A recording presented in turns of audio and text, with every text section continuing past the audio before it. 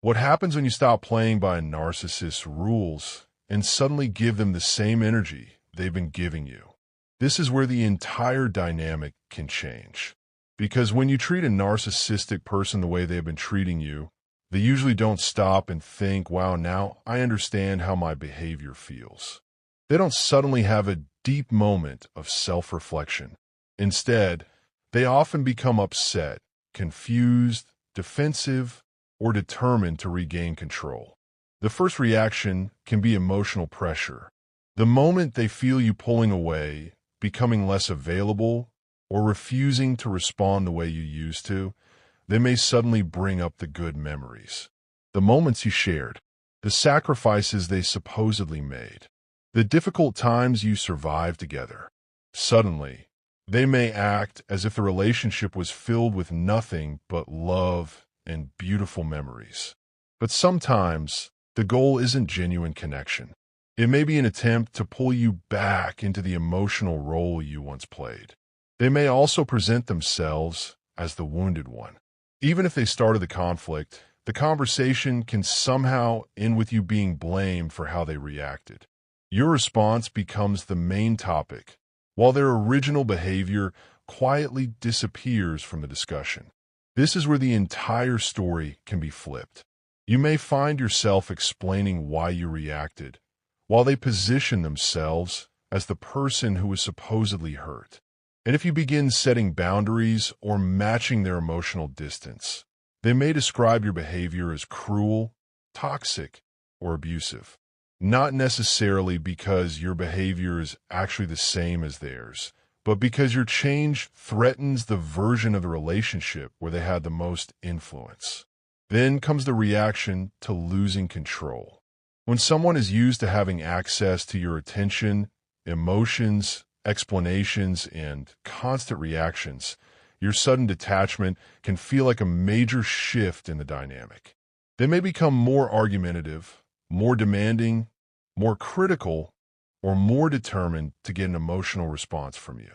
The goal may be to pull you back into the same cycle. And if that doesn't work, the pressure can increase. More accusations, more blame, more drama, more attempts to make you feel guilty for protecting your own peace. They may even try to influence how other people see you by sharing a version of the story that leaves out their own part. Suddenly, you become the difficult one, the cold one, the selfish one, the person who supposedly changed everything.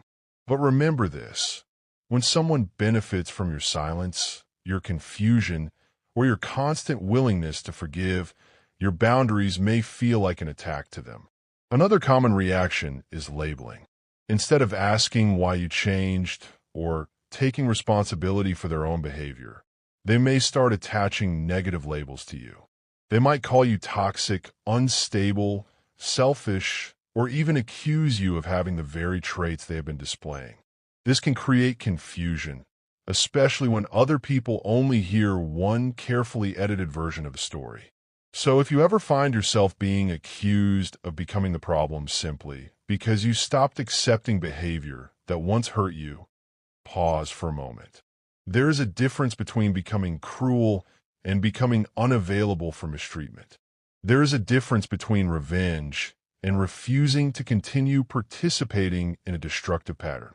And there is a difference between treating someone badly and finally giving them the same level of access, attention, and emotional energy they have consistently given you. The most powerful response is not always to mirror their behavior. Sometimes, the strongest move is to step out of the entire game. Stop explaining yourself endlessly.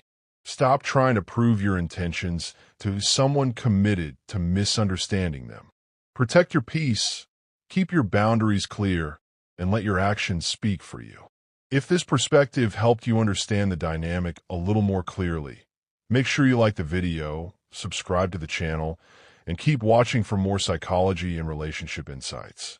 And remember, this content is for general education and reflection, not a diagnosis of any individual. Stay aware, stay grounded, and never ignore your own well-being.